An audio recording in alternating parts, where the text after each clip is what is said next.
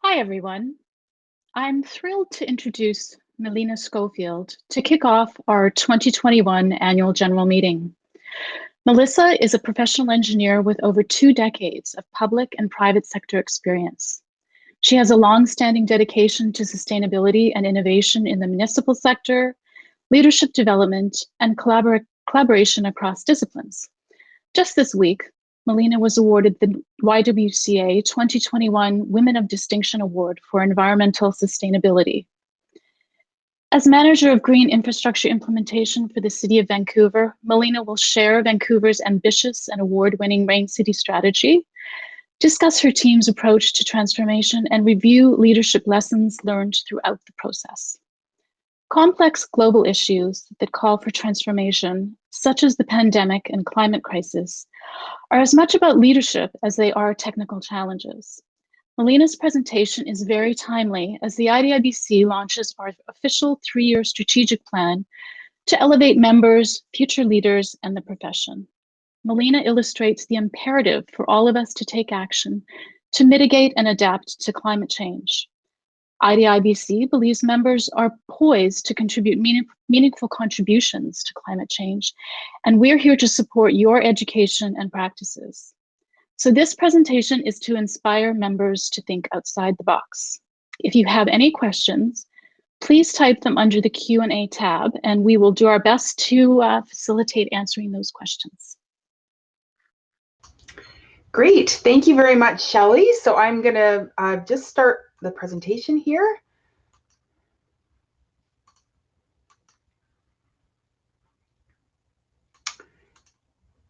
Okay, wonderful. Well, I'm really pleased and appreciate the invitation from Shelley and your organization to talk a little bit about our work that we've been doing. And it's less maybe for this group about the Rain City and how we manage rainwater, and more thinking about the lessons that we've learned over time about transformation and change making. So first, just to acknowledge that City Vancouver and myself, where I'm speaking from right now, I'm on the unceded and traditional territories of Musqueam, Squamish, and Tsleil-Waututh, and we have a lot of gratitude and really appreciate having an opportunity to learn more from perspective of our local Indigenous communities and how they think in particular about land and water systems. So it's been really important part of our journey through the Rain City strategy. So I'll give a little bit of an overview and background about the Rain City strategy, just so that you understand the context, but really mostly what I was hoping to do was actually share some of the lessons learned and some of the strategies that we use to go through this process of transformation. So as noted, when Shelley first reached out to me, I thought, oh my goodness, what are interior design professionals going to want to know and understand about rainwater management? I'm sure you all are hoping that you will never have to deal with rainwater in one of your interior designs. And then it became clear, I think, from talking to Shelley, that it was really more about how do you start to think differently about your role and how your role can actually achieve a whole broad range of goals around sustainability and climate change and equity and the practices that you're doing. So I hope that this is something that is interesting and provides a little bit of insight and a little bit of inspiration. So first off, just for us in Vancouver, I thought I could share a bit of the context and the imperatives for change. And so for those of you who are in the Vancouver area, you're going to know this very well. Some of you might be from outside of Vancouver, but we are definitely a city that is surrounded by water. And our connection with water is actually a big part of our understanding of our community and connecting with nature. And it's most certainly a place where we work and play and recreate. And even when we think about rainwater, I think we all recognize that actually it's a big part of our culture, and it really shapes who we are and how we connect with our urban spaces as well as our natural systems. But for a lot of our city dwellers, it's really easy to forget that at one time Vancouver was a temperate rainforest. And of course, there were Indigenous communities throughout these lands for thousands of years. And as settlement occurred and development of our urban lands, the natural watersheds have changed quite dramatically. So this is a picture looking over False Creek towards downtown Vancouver and the North Shore Mountains in 1893. And this is that exact same outlook now. So when you think about how our land has changed and how we've grown and developed, and then you think about rainwater and where it falls in a city with glass and concrete and asphalt, it really does make us start to think differently about where is the water going in these natural systems that we've disrupted. So with the Rain City strategy, I think for us as an organization, it really was an opportunity to start thinking strategically about how do we start to prepare ourselves for the future? What is our need today? What is our need going to be in the future? And how might that be different? And what would we want to start doing today to help us get to our desired place? Issues around climate change are very significant.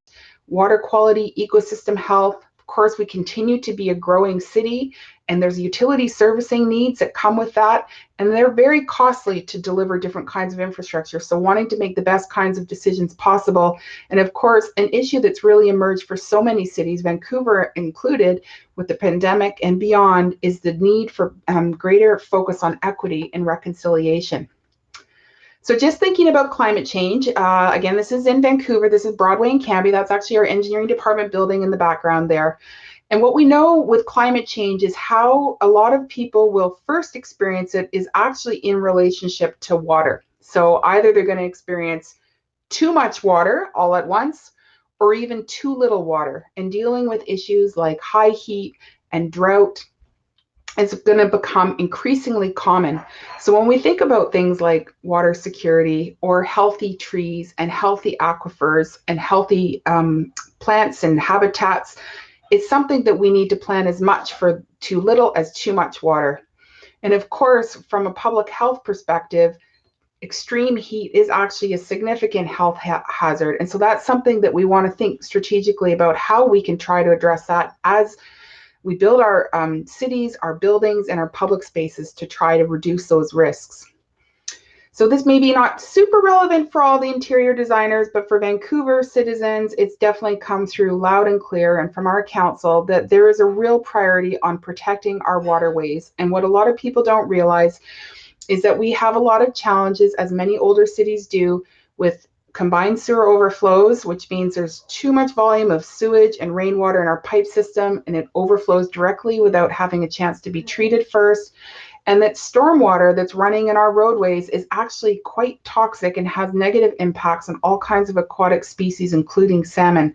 So when you're driving your vehicle, the tire debris that's coming from the tires or brakes and heavy metals, all of these things build up and actually go straight into our waterway unless we capture and treat them. And so while there's not a lot of monitoring in Vancouver, this area, we're very fortunate to live next to Seattle and understanding some of their issues and what is happening in their urban environments where the untreated rainwater runoff is having a negative impact on salmon and salmon mortality. So the good news, despite these big challenges, is that we know that green infrastructure works and it's an effective tool in actually preserving healthy fish. So to talk about the process, for us, it was really starting to kind of challenge our thinking about how do we deliver water services. And for many, many years, 100 plus years, we've been doing a lot of different strategies involving pipes and conveying water.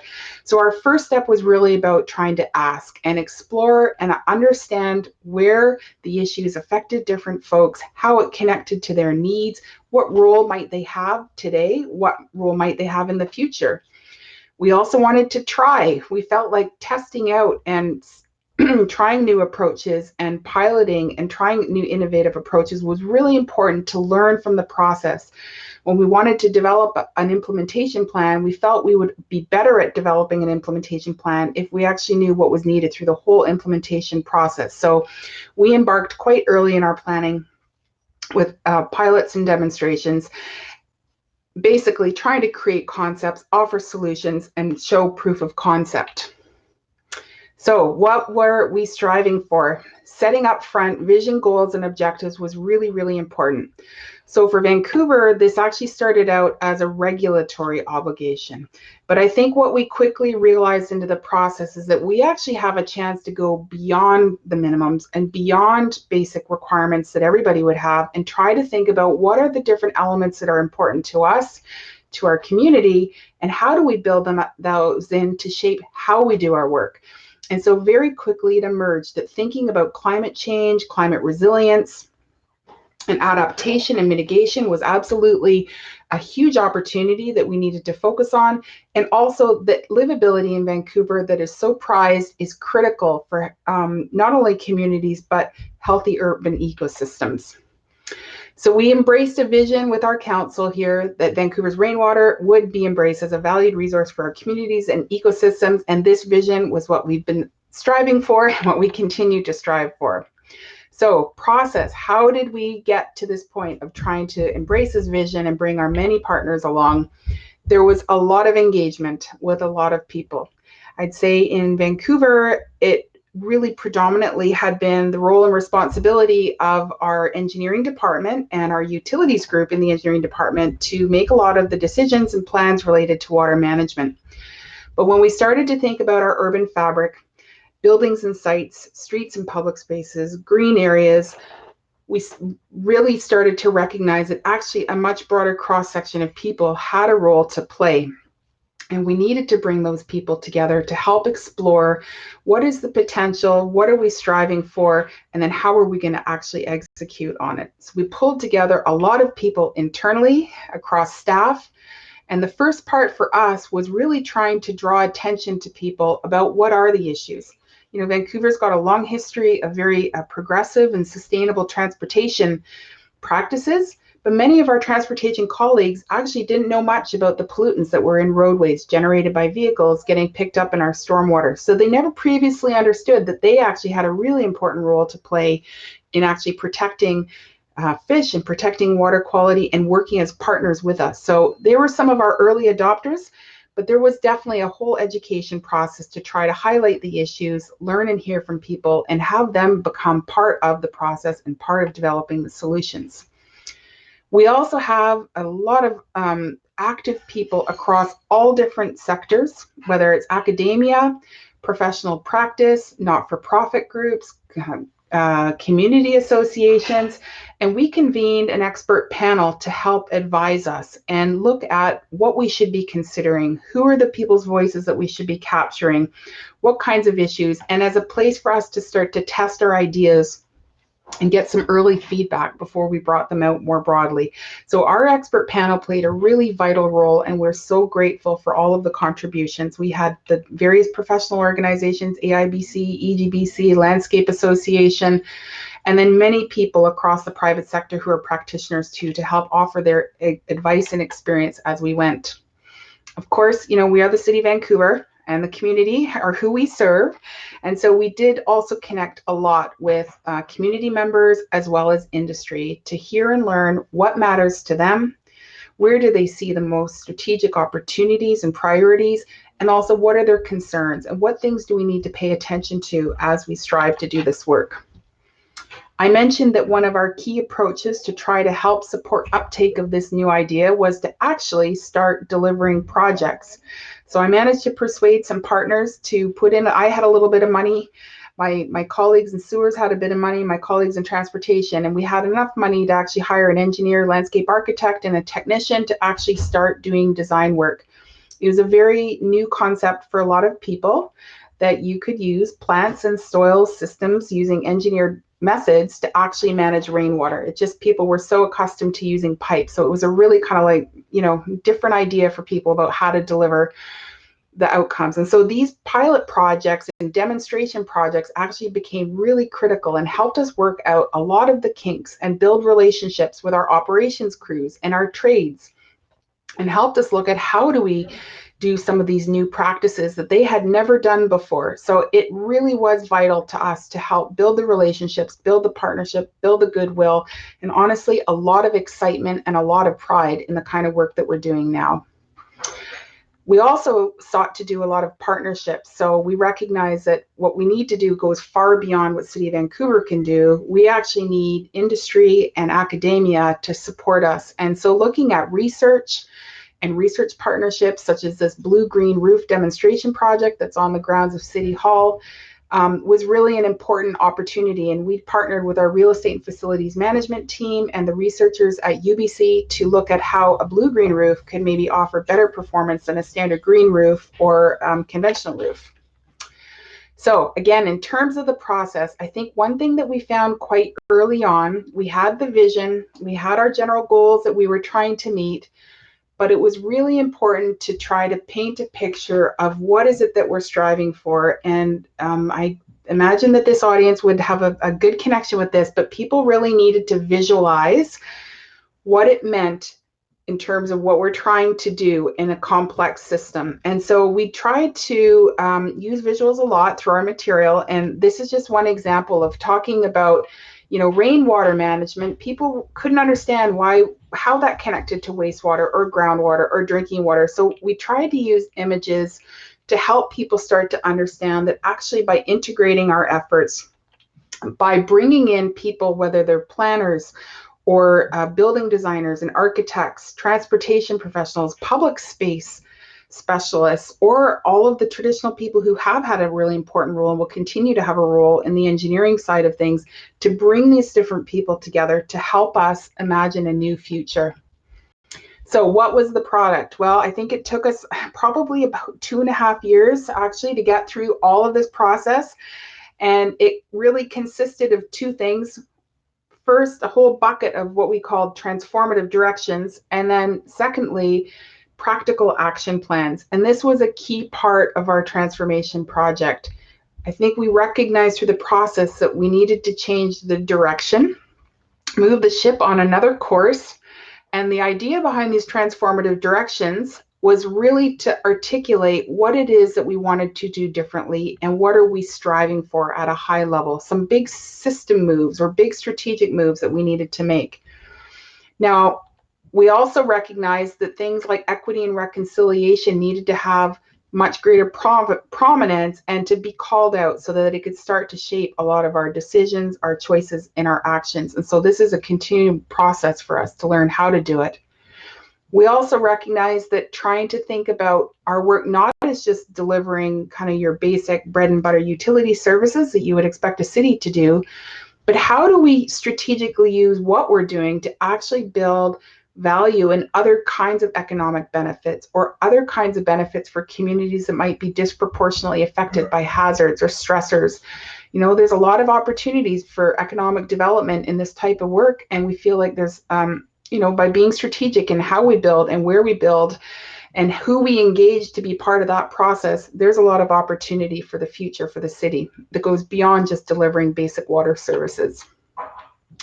We definitely found in our process that some people can really relate to the big ideas and what you're trying to strive for, and they don't want to get into the details. Other people, they need to know the details. They just have a really, really hard time translating sort of high level ideas, thinking, or concepts into like a practical way that it would actually impact their program or their knowledge base or their practices. And so as a result, we created these 3 action plans with specific programs and quite a few detailed examples of what it would look like in practice to actually, shift gears in the direction that we wanted them to go to meet these high level goals. And so that was a really key strategy for us. And I know for a lot of teams that are now in the more implementation phase, they really look to these programs as a way to structure and give examples for them to follow as they develop their work programs that will now be over many years to implement.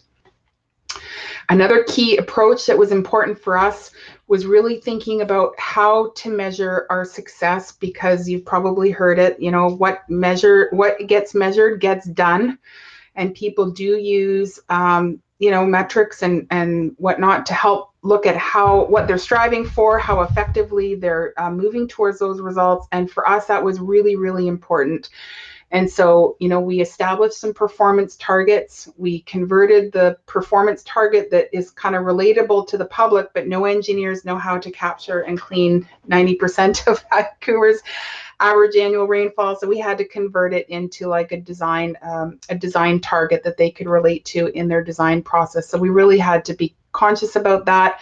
And then we set ambitious implementation targets that would guide how much energy, how much effort and resources we would be striving to put into actually implementing over the next 30 years. So lessons learned. So I just was sort of brainstorming to myself here, what are some of the kind of key ideas and things that I think really helped us and stood out for us. And I think the biggest thing I would just say is, you know, even though I'm a professional engineer and I work in the engineering department, I think fairly early into our process, I recognized that actually this was really about a culture change. And a lot of our challenges and a lot of our needs were actually not about the technical. So that some of the technical pieces were certainly there, and we continue to like need to invest in them and grow them and enhance them. But some of the bigger needs were really not technical issues. And so these are just some of the ideas and things that talking with my staff team that we felt were really helpful in helping us mobilize on that bigger, you know, shift in mindsets and trying to build alignment and trying to get people, you know, bought in and wanting to be a part of helping achieve this broader goal. So setting the vision, you know, really taking a top down and bottom up approach at the same time. It's a 4Ps concept, which some of you might know. Possibility thinking, you know, being very purposeful and trying to align values and culture, and just really being mindful of the change process, because it's pretty consequential and you have to be prepared for it. And then, of course, investing in capacity building, mobilizing support, enabling collaboration, and then celebrating. So when I talk about the vision, again, like these high-level statements sometimes are hard for people to relate to. And this is something that I wanted to just give as an example that we actually used fairly early on when we were dealing with some of our senior management. And it was really, really helpful because people could start to see where are we today and what are we trying to achieve. And so this use of a visual diagram that kind of talks about, you know, today and in the past, our water and drainage systems or sewer and drainage system have been predominantly focused on kind of the basics of health and safety, right? We don't want cholera in the city. And we've tended to use large scale, you know, centralized infrastructure, big pipe networks and big giant trunks that you could, you know, drive a truck through. They're so big. And so where we're going is really trying to think about diversifying our toolkits. We need more self-sufficient type systems that offer more in terms of social amenities or environmental protection. You know, we need to start thinking about intergenerational equity. How do we be more prepared for climate change? How adaptable are our systems? Because normally, you know, you put a pipe in the ground and you hope it's going to be there for 100 years. Well, with climate change and growth, you know, does that work anymore to put an investment in that's going to last 100 years when our needs are going to be changing so much in that time? So really trying to illustrate this change to more integrated, distributed, and flexible approaches to our infrastructure. And having this shown visually on a map was really helpful with our senior management, especially those who were not actually from an engineering background. So I mentioned the top down, bottom up. This was definitely a very important part of the process. So when I first started, I didn't actually know a lot of what we needed. I didn't have a good lay of the land because I'd actually been working in other fields, not specifically in the water sector. And so for me, the starting point was really getting down to the various groups on the ground and hearing and understanding what are their needs, what are the kinds of issues they're dealing with, how does their job currently connect to rainwater, what do they see as potential opportunities, potential barriers, and who else should I be talking to? So that process of really starting from the ground up, I met with operations people, I met with partner agencies, I met with different people in different departments that had different roles, and it really helped me start to map out where we had strengths, where we had capacity, what people perceived the needs were, what were they motivated by, what did they see as some of the barriers and challenges, what were some of their fears and worries. That was super important. that really allowed me to then start to build a team around where we had a need, what kind of skills and competencies were we missing that we needed to help be part of this process, who needs to be involved, and bring it up to our leadership team. Because at the end of the day, you absolutely need that sort of alignment and support at the top to make a transformative change. You can change a lot and have leadership at all levels in an organization, but it can be very, very challenging to achieve the transformation if you don't have some of those senior critical decision makers on board. So that kind of bottom up process really helps set us up to come up to the top leadership and engage with them about what they viewed as perspectives and their kind of strategic lens at the top, and to look at how we built alignment. And so that definitely was a very positive, where we actually found there was a huge interest. They saw the value of what we were trying to bring together, and they wanted to support it. So once we built that alignment at the top and we had a lot of agreement about what it was that we were trying to achieve and some of the priorities at the beginning, then with that support at the top, we were able to push it back down again through the organization and start bringing people on board to get to the next part of our work and thinking about, what are the actions that we need to take now to plan and figure out how we implement. So there was something that actually one of the consultants that we had worked with, who's quite a lot of experience in change management, shared with us. Her name's Julie Hamilton, and she was wonderful support through part of our process. And she introduced us to this idea of the 4Ps. And I just want to say that it really, really made a big difference. And so the idea here is that different people have different ways of relating to information or thinking about what informs their decision making, how do they connect with other people. And it can be really hard for them to see and hear information if they're not presented that information in a way that relates to how they tend to think about things. So, for example, someone who might think always about the purpose, they want a lot of logic, they want the research, they want the evidence, the documentation of what you're trying to do and how you're trying to do and why it makes a big difference. We learned very quickly, like one of our executives was an extremely visual thinker. And if you brought something in a chart or a spreadsheet, he just couldn't relate to what you were trying to communicate. For him, everything needed to be very visual and showing. For others, it's like they needed to see like timelines, milestones, roles and responsibilities, and if they didn't have that, it was like, everything you said just disappeared, or they didn't understand, or it completely bypassed. So we started to quickly realize that the value of this 4Ps approach is that when you're doing your communications and you're engaging with other people, you're trying to build partnerships or get people to do buy-in, make sure that you're presenting it in a way that has a little bit for each of these different areas, that people can start to see and connect with the information in a way that is their kind of preferred way of looking at it. So, parts to play. A lot of people felt fear, well, what's my role going to be? And how will I know how I can influence this process? So again, just paying attention to each of those areas and making that you've structured how you're communicating, how you're engaging to respond to each of those 4 areas was very, very helpful learning lesson for us.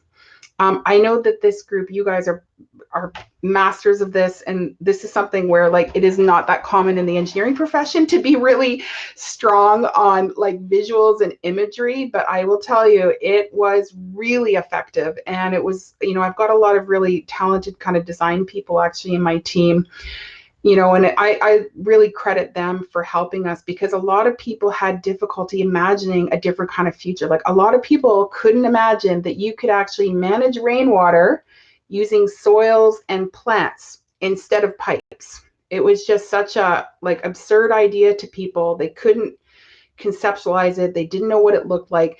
So we really tried to use imagery to help inspire people. Show them, here's all the different kinds of options that the ways that it can take form in your city.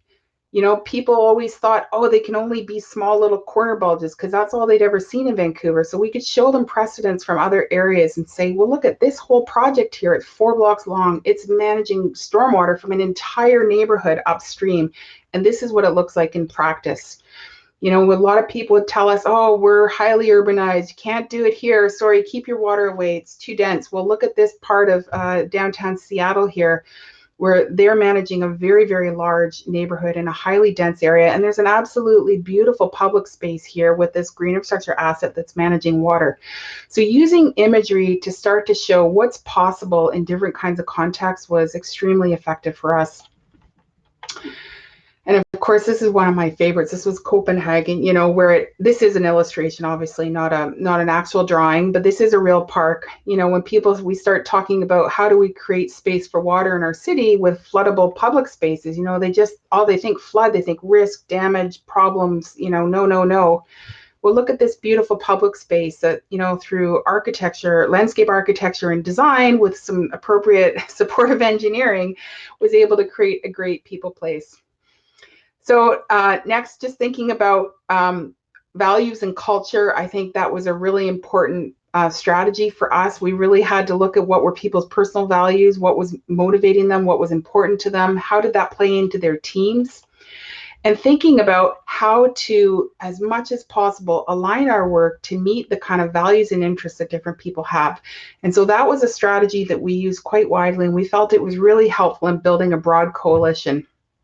And of course, if you don't think about the culture and the values in a group, if you ignore it, you can have really great plans and they're just not going to get done. And so I think for us, really trying to think about how do you link up what are some of those cultures and values, and then how do you start to shape them over time was really important. So this is just some of the, one of my favorite books actually on organizational culture and change looks at like what is it that people can do that actually really shapes and influences culture. So it can happen unintentionally or it can happen intentionally. And this is from social science research. And if you just look at the primary mechanisms, you know, what are people paying attention to? What are they measuring? What are they controlling? You know, how are they allocating resources? How are they giving, you know, praise and feedback? And so like with our team, when we had people that were willing to step out of the box or take a risk to do something new or be innovative or be collaborative with us on something where maybe they'd never really had to do something collaborative and it just wasn't part of their standard practice, when they reached out, when they went out of their comfort zone, when they tried something new, when they gave us feedback about something we could do differently or better than what we had been thinking about, I always tried with my team to make sure that we recognized and appreciated that and called it out and celebrated that they were trying to do these things to try to reinforce that these are the kinds of relationships that we want to help us be successful in a journey here where we're trying to learn and we're trying to innovate and do things differently than we have in the past. So I mentioned the change process. It's pretty big. This is Augie. He's one of our amazing foremen in street operations. And when we first started this project, I remember there was a really sort of well-known expert from Missouri, actually, who was going to be in Vancouver for a conference. And I thought, oh, while he's here, maybe I should pull him in and get him to come and spend a day with our operations people just to talk about how do you do green infrastructure design and construction? How is that different than what we normally do in our practices in the city? Anyway, I had the session and a lot of the operations folks who were invited, there's probably about 35 or something, you know, they were kind of sitting back with their arms and not looking too impressed, didn't know what this green infrastructure was, sounds like a hassle, sounds like a waste of time. I got a lot of stuff going on. And I remember at coffee break at about 10 a.m., one of my colleagues in one of the other design groups walked up to me and said, "Oh, Mel, you've got your work cut out for you." And it's funny, I thought, okay, well, we're just going to keep going here and keep trying and be open and learn. And it was great because towards the end of the day, they weren't sitting back like that. They were actually engaged. They were talking about, well, what are the issues? What knowledge and skills do you have that could be transferable to these new methods? And I will say that today, our partnership with the trades delivering this new technology and these new forms of infrastructure delivery are some of our best and closest partners. And they are so full of pride now in the work that they're doing. They actively want to work with us on projects, you know, and it wasn't like that in the beginning, but that change process, having an open, receptive relationship, support from the top, and giving, you know, a lot of kudos to champions like Augie here, who really tried to do his best work and share that with his folks. It was great. So just in terms of thinking about the change process, narratives are also really important. So that was something that, you know, people could be super supportive, they can be not very supportive. Just be aware and prepared for it. Like, you need to understand your own narrative and what is it that you're trying to communicate or convey or advocate for in a succinct way, and be prepared for the contestings. Don't let them go out of control, because they can spiral very quickly. So making sure that you're dealing with like myths and misinformations. And this is just a little example that I found actually probably about a year and a half into our process, that someone had actually done some research on this in Australia. And I read through this like sequence of narratives for cities going through water transformation, and I felt like it was my everyday, you know, life of what I experienced. And it was really positive, because I thought, okay, I'm not alone. This is part of the change process. And so it was a lot easier to handle, kind of like where people were very contesting or resistant, just to recognize that this is part of the process, and you accept it and work with it and try to, like, you know, minimize it and make a positive step forward, but just not to get too held back. And of course, we tried to do a lot of education, capacity building, partnerships. It is a new technology. People need to learn how to do it and build their confidence.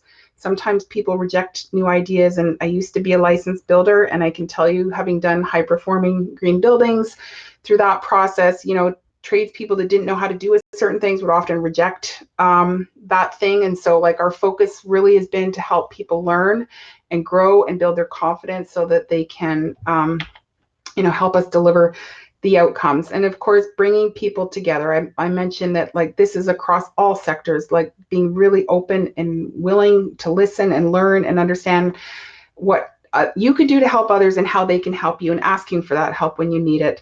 And so for us, we did need some practical tools to structure the collaboration. So that definitely helped us, just thinking about structures and kind of defining a bit who makes decisions and what people have, what kinds of roles along the way, actually did help us get over some of the friction where people were feeling concerned about, you know, loss of control or decision making or fear around resources or other kinds of things.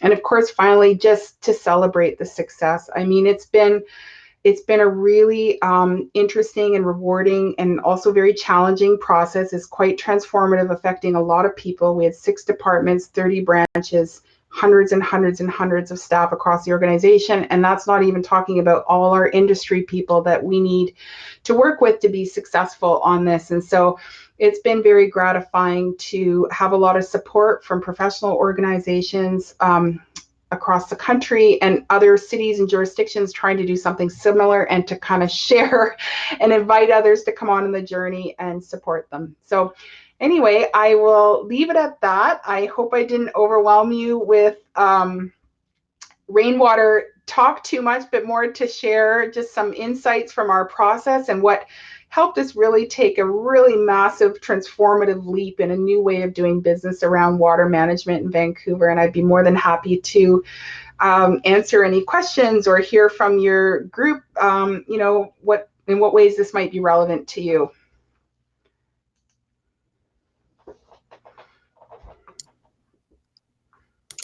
Thank you, Melina. That was fantastic. Oh, you're getting lots of claps and stuff. Thank you. A lot of your talk applies to interior design because, I mean, I specifically work in largely commercial interior design. And if I think about workplace, a lot of clients are seeking a process, a programming process, which takes them through seizing opportunities for culture change and values-based approaches to things and employee engagement. We have one question, which is actually more related to your Rain City strategy from Marian Toft. Future flood risk on waterways such as the Fraser River has been discussed for many years. Has anything been put in place in the new developments on the riverfront along Marine Drive to manage rainwater, sewage, and flood risks? Great question. Yeah, this is definitely quite a challenging issue, especially down in those kind of low-lying flood-prone areas. So like all of those lands south of Marine Drive are definitely in the kind of future flood risk zone. And so, you know, a number of years ago, the city did have a new flood construction level. And I know a lot of the new developments happening over in East Fraser Lands, for example, are building up to that. But I think in terms of thinking about the Rain City strategy, like one of the big ideas that we're actively pursuing is, why are we sending our water from upstream in the city down to these low-lying areas where these buildings already are going to have pressures and risks? And so this was part of the paradigm shift in thinking, you know, where we would usually just scoop up the water from a street or a building, a rooftop, driveways, you know, hardscape areas, and we would put it in a pipe and send it at high speed down to these areas south of Marine Drive. And of course, that's a really big challenge. So now what we're saying is actually it's really the responsibility of all of us in public land, private lands, upstream, to try to manage the water there so that it's going back into the ground, it's going back into the air, and we're not sending it down to those areas. So we do have, I know that whole marine landing areas under development, and I know my staff and I are certainly looking right now at a number of different concepts for how to manage overland flow and rainwater with them, but there's a lot more work to do. It's a pretty big and complex topic, and I would say that City of Vancouver, you know, has got quite a bit more work to do ahead to really think strategically and to work with our land use and development partners in making it kind of safe and climate resilient for the future. There was someone that raised their hand, Donna, and I'm wondering if we can facilitate her question if she has one. Yeah, we can try. Yeah. Laura, if we're gonna bring you on the mic if you're there and you'd like to ask a question.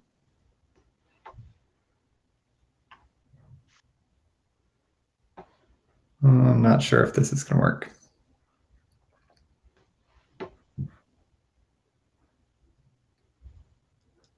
May I ask a question in the meantime while we're waiting? And if you want to try to figure that out? Yeah. Okay. Melina, so you mentioned distinguishing between advocating and contesting narratives. Can you speak more about crafting narratives to reach consensus? So what I would say with our work, this idea of like rainwater management and how it connects all the pieces is actually quite complex. And so it takes a lot of energy and effort to figure out like a really like short, succinct, easily relatable way to explain an idea. And my team and I were doing so much outreach to other people that we would often sort of look at like how would this is, you know, pre-COVID days, right, where you could see people, we would look to, well, how are they relating to what we're saying or how we're describing it, or what are the things they were interested, where did they start to like doze off and stop paying attention, or what did they find like surprising, or what got them excited and interesting. And so we always actually debriefed after these sessions, and you know, we did dozens and dozens and dozens of them to say, okay, what resonated, what was effective, what if we included this kind of piece, so that we could really start to think about it more in terms of like storytelling some of these ideas so that it was relatable for people.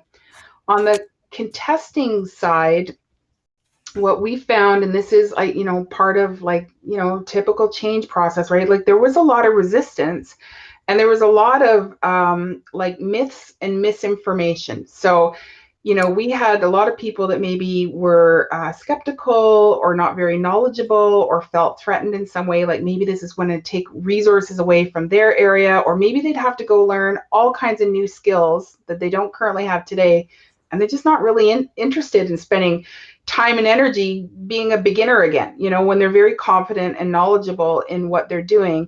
And so what we found are like a lot of these contesting narratives, they just kind of got put out, and they got put out over and over and over and over again to try to sort of like undermine the kinds of like change that we were trying to make. So we heard all kinds of misinformation, like, oh, the soils in Vancouver are no good for infiltrating.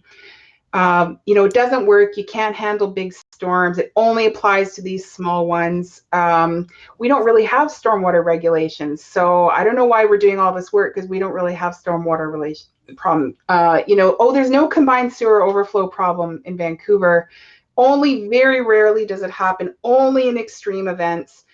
And so I think the part for us that we started to recognize is those narratives repeated over and over and over again, particularly by people who might have been feeling very skeptical, actually had a lot of impact in not a positive way. And we needed to be ahead of them and understand them and make sure that we were trying to, present good factual information and even myth bust. Like, I do remember at one point we actually prepared this presentation, and my staff and I would go through the description, and we thought, what are these common narratives that we hear all the time that are actually not accurate or are misrepresenting the facts or what we're striving to do? And let's hit them head on in what we present and how we present it. And at one point, I remember in the presentation, my staff had this giant myth busting slide. And as they got to the slide, this myth busting stamp went right across the thing, just to kind of blow out of the water a lot of these common contesting narratives. And so anyway, I think the big lesson that we learned was, you got to be prepared to know and tell your story. You've got to find ways to tell it in a simple, relatable way, especially a really complex issue. It's hard, easy for people to get overwhelmed with too much data or too many complex ideas. They just can't remember it. They can't relate to it. So kind of refining your own narrative, why does this matter? What are you trying to do? How does it connect to their interests? How does it connect to what they're motivated by? And then blow out of the water these contesting narratives. And it's something we still have to do all the time. Recently my team and I, we do actually a lot of asset monitoring. And our assets that we've been building, I think we built around, we're up somewhere around 55 right now that we've built in the past 3.5 years. That's a lot of assets. We are going fast, and we are doing a lot, and we're monitoring them for performance, and they are exceeding expectations. They're doing way better than we ever imagined. And yet there's a lot of narratives that they don't work. It's high risk, or you can't rely on them. And of course, our data is not showing that at all. So we're trying to be very purposeful about understanding the contesting narrative. What's the root cause? Make sure people have the facts and information, and just pay attention to making sure that they don't get out of hand, because it's really easy. People repeating the same thing over and over and over and over again. It just sticks. It just sticks. So you might as well repeat the thing over and over and over again that resonates and helps support where you're trying to go and is accurate, as opposed to maybe trying to contest. And it isn't that we don't want people sharing skepticism or concerns or negative perspectives on something. That's actually all okay and welcome as part of the change process. You want to hear that, right? You want to understand it. You just don't want it to take over, especially if it's actually not accurate, or if it's kind of people that are resistant to the change and want to undermine what you're trying to strive for, because it doesn't sort of fit with what they want to do. You just got to be conscious of it, because it can get out of hand if you're not paying attention. So have your positive narratives, help people relate to it, make it simple, think about different audiences and how they relate to information. That narrative might have to shift slightly depending on your audience. Andrew, would you say we don't have any more time for questions? Is that we're Yeah, I feel like Melina could talk all night about this stuff. But we better appreciate her time. And thanks everyone for submitting questions. Melina, that was fantastic. We appreciate your time.